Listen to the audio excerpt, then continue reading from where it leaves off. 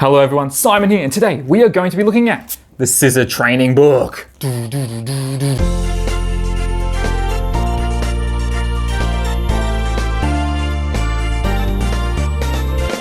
I love the Scissor Training Book. This is one of my absolute favorite ones for kids because it has a lot of really fun pictures in there, and it's really great to help them practice their scissor skills in like a fun and engaging way. So we do this a lot in class from I think around the 3-year-old program, and we use some of the exact same ones from this book in our class.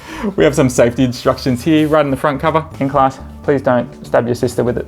Not good. Watch out for mum. She's behind you. Don't fling the scissors behind your head, okay? This one here, we have fun, cute animals, and a lot of them, you're gonna cut up here, cut out the little shapes, and then stick it in. And it has these little slots here you can cut as well. So this is your first one. Oh, this one we do in class as well. It's really fun. So you cut out his hair, and then you can do any little hairstyle you want and put it on his head and glue it on. So it has both scissors and glue for these activities. Oh, this one's in class too. Little hydrangeas that we use. So getting a bit more advanced, you got to cut out all these little hydrangeas and glue them all on.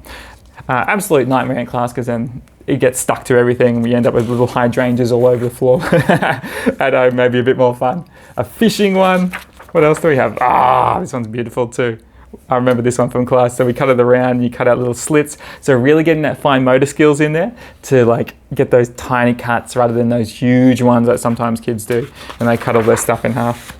Oh, a train. I've never seen this one. Oh, that's cool. So you would cut out this one and then glue all the pieces together to make a giant Shinkansen, giant bullet train. Hey, I'm going to get this one for my kid when he's old enough.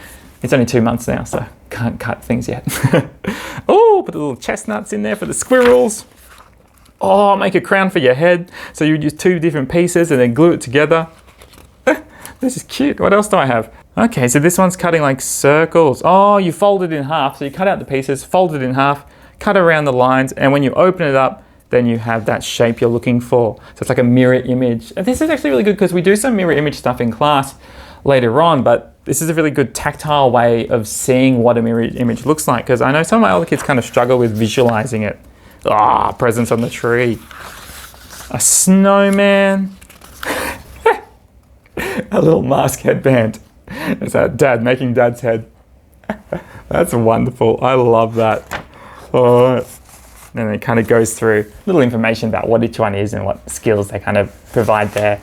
But as I said, this one, absolute winner. If you're going to buy something, I would get this one for sure. All right, happy camping. Bye.